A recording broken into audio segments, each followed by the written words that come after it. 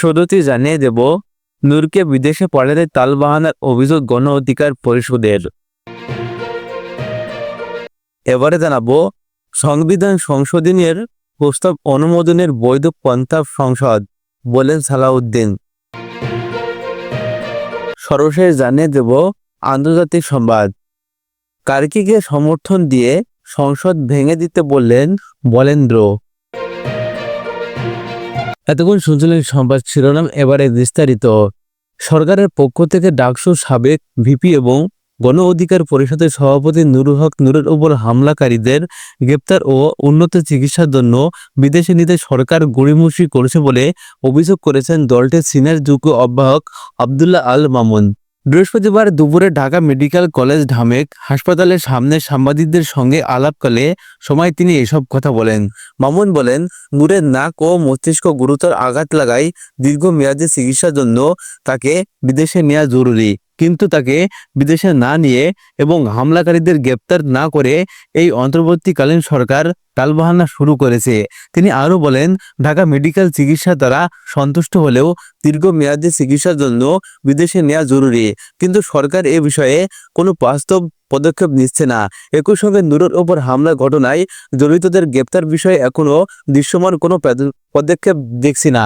29শে August রমনার Bijoynagar এলাকায় জাতীয় party ও গণ অধিকার পরিষদের মধ্যে সংঘর্ষের ঘটনায় গুরুতর আহত হন সংগঠনটির সভাপতি নুরুল হক নূর।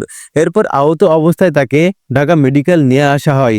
বর্তমানে ঢাকা মেডিকেল কলেজ হাসপাতালে 1 নম্বর কেবিনে তার চিকিৎসা চলছে। 2 সেপ্টেম্বর যমুনায় নূরের স্ত্রী মারিয়া আক্তার প্রধান উপদেষ্টার সাথে দেখা করতে গেলেও উন্নত চিকিৎসার জন্য নূরকে বিদেশে পাঠানোর আশ্বাস দেন ডক্টর ইউনুস। তবে এখনও তার বাস্তবায়ন দেখছে না দলটির নেতাকর্মীরা। হামলা 14 দিন পরেও কোনো আইনি পদক্ষেপ দৃশ্যমান হয় ক্ষোভ জানান তারা। এবারে জানাবো, দীর্ঘ 6 বছর পর অনুষ্ঠিত ঢাকা বিশ্ববিদ্যালয় কেন্দ্রীয় ছাত্র সংসদের ফলাফল অনেকটাই আতঙ্কে দিয়েছে বিএনপির সহ সকল রাজনৈতিক দলকে। ইতিহাসে কখনো এমন ফলাফল হয়নি। ওদিকে যেমন ফলাফলটি অবিশ্বাস্য মনে হচ্ছে, অন্যদিকে নির্বাচন অনিয়মের প্রশ্ন না তুলে আত্ম উপলব্ধির মুগ্ধ বিএনপির ত্যাগ নেতাকর্মীরা। সামাজিক যোগাযোগ মাধ্যমে পোস্টের মাধ্যমে আসন্ন নির্বাচনকে নিয়ে তাদের ভাবনা ডাকসুতে পরাজয় মেনে নিয়ে সংশোধনের কথা বলছে। সম্প্রতি এমন একটি ফেসবুক পোস্ট সামনে এসেছে। পোস্টটি করেছেন আশুলিয়া থানা বিএনপির সাবেক সাধারণ সম্পাদক দেওয়ান মঈনুদ্দিন বিপ্লব। সেখানে তিনি ডাকসু ছাত্র দলের পরাজয়ের কারণগুলো তুলে ধরেছেন, সেই সাথে আসন্ন নির্বাচন বিএনপি তৃণমূল কীভাবে দলের পক্ষে কাজ করতে পারে সেটিও সামনে এনেছেন। ডাকসু নির্বাচনের ফল প্রকাশে আমাদের দল বিএনপি অনেকে ভেঙে পড়েছেন। এটা সত্য যে ঢাকা বিশ্ববিদ্যালয় ছাত্র দলের ঘাঁটি ছিল। নির্বাচনে আমাদের প্রার্থী শক্তিশালী ছিল, তবু দেখতে এমন পরাজয়, এ নিয়ে বিশ্লেষণ আত্মশুদ্ধির জায়গা আছে বলে আজ এ প্রসঙ্গে আমাদের লিখতে বসা। তিনি লেখেন, নির্বাচনের ফল দেখতে পাচ্ছি ছাত্রী হলগুলোতে আমাদের ভরাডুবি হয়েছে। শিবির নারীদের হিসাব পড়াতে চাই। অন্যদিকে বিএনপি নারী স্বাধীনতা বিশ্বাসী একটি উদাহরণ নৈতিক দল। আমি মনে করি বাংলাদেশের সমাজের ভিতর গত কয়েক বছরে বিশাল একটি পরিবর্তন ঘটে গেছে। নারীরা এই পরিবর্তনের বাইরে নন, হিসাবকে তারা আপন মনে করছেন, এজন্য অভ্যস্ত হয়েছেন এমন পোশাকে। তাই পর্দার পতাকা টিকটকারি মেরে আমাদের রাজনীতি করা একদমই ঠিক হবে না, বরং পরিস্থিতি মেনে নিয়ে কার্যকর পরিকল্পনা নিজেদের রাজনীতি বিন্যস্ত করতে হবে। দেওয়ান মঈনুদ্দিন বিপ্লব বলেন, গত 17 বছর আমাদের ছেলেরা ছিল ক্যাম্পাস ছাড়া। হেজিট আওয়ামী লীগের হামলা মামলা নির্যাতনের আমাদের সহ্য করতে হয়েছে। অন্যদিকে শিবির কাজ করেছে ছাত্রলীগের ভিতরে ঢুকে। তারা কখনো ক্যাম্পাস ছাড়েনি, মার খেলেও মরিয়া হয়ে পড়েছিল বিশ্ববিদ্যালয় এলাকায়। তাই তারা ক্যাম্পাসের পরিচিত মুখ। সেখানে আমাদের প্যানেলের অনেক প্রার্থী ক্যাম্পাসের শিক্ষার্থীদের অচেনা মনে হয়েছে, তাই সেভাবে তারা ভোটের বাক্সে প্রভাব ফেলতে পারেনি। তিনি বলেন, 5ই আগস্টের পর বিএনপি বিরুদ্ধে অপপ্রচার চলছে তুমুলভাবে। তৃণমূল পর্যায়ে যারা চাঁদাবাজি ও সন্ত্রাসের সাথে যুক্ত তাদের বলা হয়েছে বিএনপির লোক। কিছু ক্ষেত্রে বিএনপির ছেলেরা খারাপ কাজে জড়িয়েছে, কিন্তু সব ক্ষেত্রে বিএনপি দায়ী এটা বলা যাবে না। কিন্তু প্রতিপক্ষের এই নেগেটিভ ব্র্যান্ডের শিকার হয়েছে আমাদের দল, এই জন্য অনেক ভোট হারিয়েছে ছাত্র দল। এটা মানতে হবে, দুঃসময়ে কাউকে কাছে পাওয়া যায় না, কিন্তু সুসময়ে লোকজন ভরে যায়। আর চারপাশ। বিএনপি এখন হয়েছে সেই অবস্থা। অনেকে দোষমধিকারী এখন দলের উচ্চ পদে আসীন হয়েছেন, তাদের আমরা বিগত 17 বছর চোখে দেখিনি। তারা হাইকমান্ডকে প্রভাবিত করেছেন নানাভাবে। দলের ভরাডুবির জন্য এরাও কম দায়ী নয়। বিএনপির ভারপ্রাপ্ত চেয়ারম্যান তারেক রহমান একজন যোগ্য নেতা উল্লেখ করে তিনি বলেন, তারেক রহমান জানেন বাস্তবতা আসলে কি, তাই এখনো সময় দলকে নির্বাচনের জন্য প্রস্তুত করা। এই জন্য যেটা প্রয়োজন তাহলে যোগ্য ত্যাগী নির্যাতনের শিকার নেতৃবৃন্দকে দলে মূল্যায়ন করতে হবে। ছাত্র সংসদের নির্বাচন জাতীয় নির্বাচনের মধ্যে অনেক তফাৎ আছে। ডাকসুর প্রভাব তাই 2026 সালে জাতীয় নির্বাচনের খুব বেশি পড়বে না।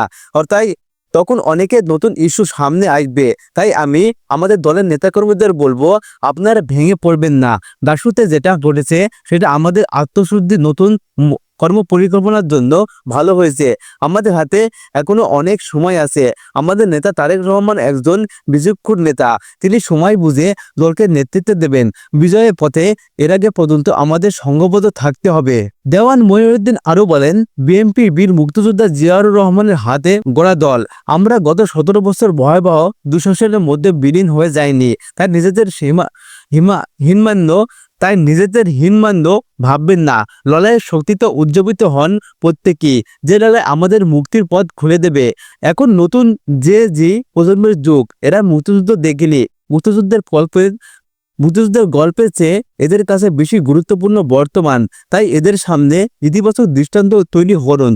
এরা দেখবে আমাদের সুসময়ের কর্মকৌশল। সেই কর্মকৌশল দিয়ে এদের মুগ্ধ করতে হবে, যেটা শিবিরে করে দেখিয়েছে। তাই নিজেদের নতুন পরিকল্পনা প্রণয়ন বাস্তবায়নে এখনই সময়। বহু দুঃসময়ের পাড়ি দিয়ে আমরা আজকে অবস্থানে পৌঁছেছি। আমাদের হারার আগে হেরে যাওয়ার অবকাশ নেই। ডাকসুর ফল বরং জাগ্রত করবে সারা দেশের বিএনপি সব অঙ্গ সংগঠনকে। আসুন সে উদ্দীপনের আমরা প্রস্তুত হই জাতীয় নির্বাচনের জন্য।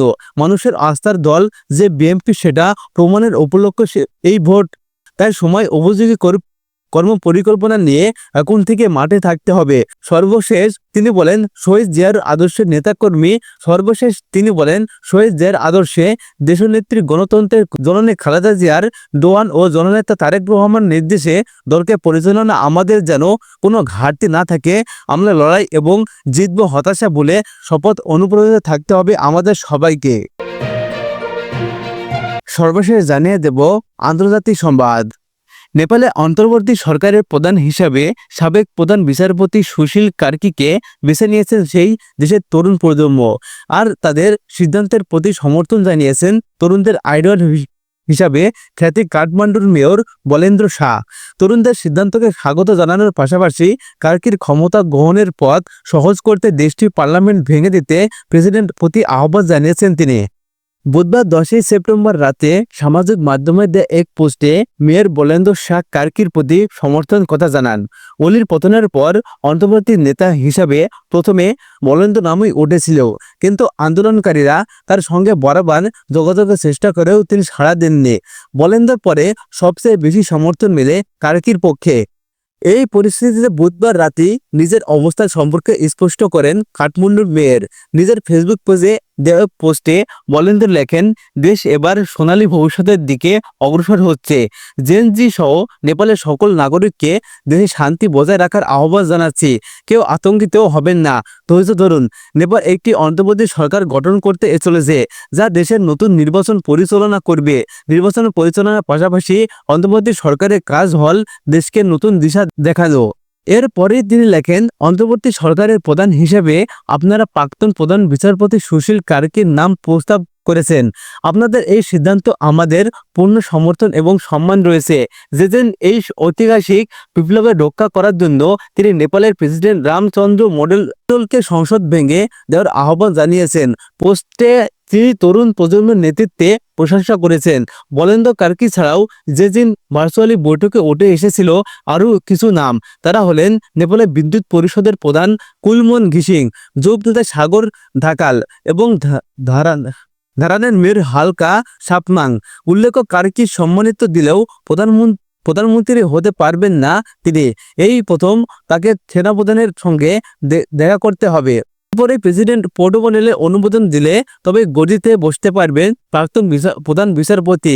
এরপর কি শান্তি ফিরবে বৃদ্ধির দেশে? সময় বলে দেবে যথাযথ উত্তর। সময়ই বলে দেবে যথাযথ উত্তর।